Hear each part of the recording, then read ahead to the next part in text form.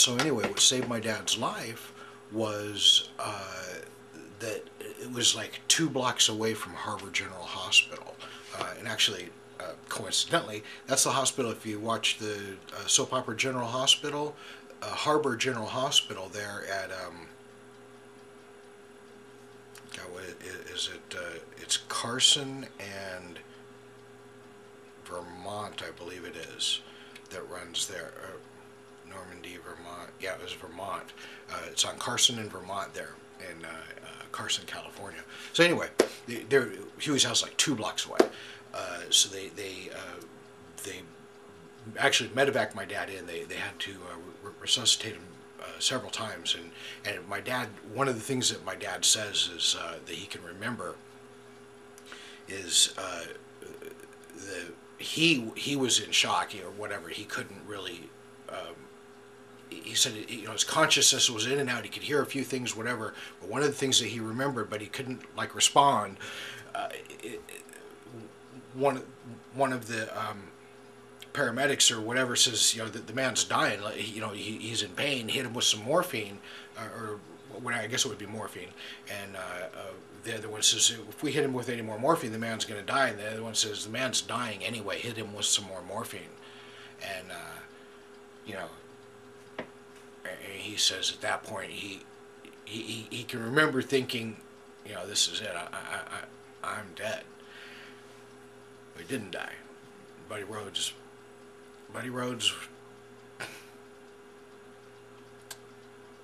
Wow. He went through hell. Another time, since we're talking about Harbor General Hospital, he was in a bar down the road there off of Vermont.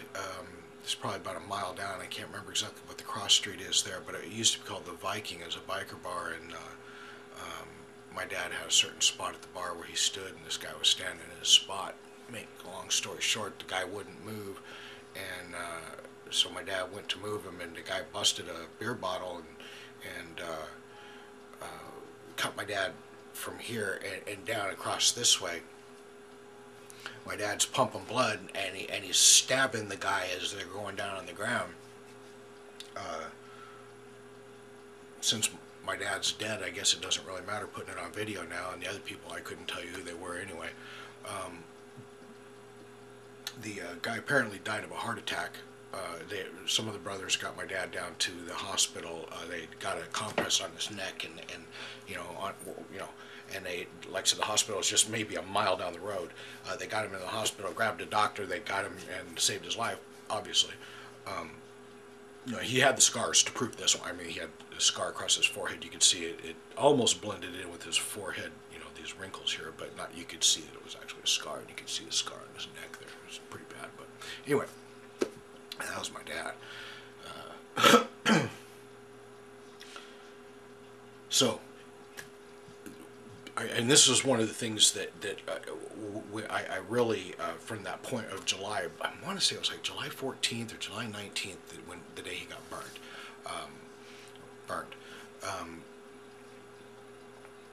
And so we're talking, July to October before I actually got to California. Anyway, he and Rosa were not getting along. Rosa actually said to him, this is, in retrospect, being 43 years old today and looking back, as I've already expressed, moving to live with my dad was, one of the biggest mistakes I ever made. But anyway, I didn't know the truth of him, So anyhow, she says to my dad, Rosa is this very beautiful Cuban woman. She ended up being a shill at the MGM Grand. I mean, she's a very attractive woman. She says to my dad, I'm leaving you because you're not as good looking as you used to be. Can you believe that? And my dad had blew him away. And now see, when now that I think about it, I'm not sure exactly when that conversation took place. It may have been after I got to California, because now I'm trying to remember exactly the sequence of events there. because it was very shortly thereafter that we were only in that house in, or not a house, it was an apartment in Hollywood, North Hollywood. We were only there, I want to say a couple days, but certainly less than a week. And but she was there, and then I don't remember what happened really. She was going to Vegas, and she was gone maybe, because I only remember seeing her maybe once. She came up and she kissed me, and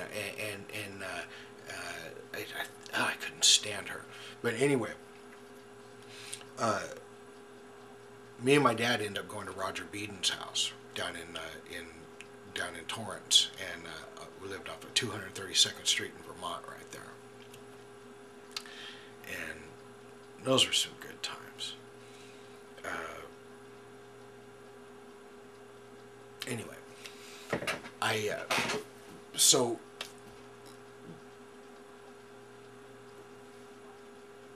Rosa and my dad, I guess they split up. I mean, I'm not, I guess. I mean, I know they split up. Me and my dad, we go to Rogers.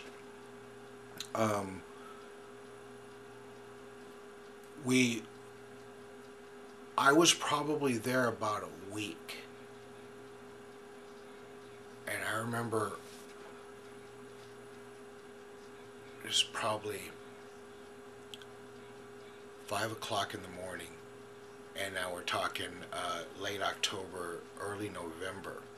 So, you know, it was dark, it was foggy. And my dad,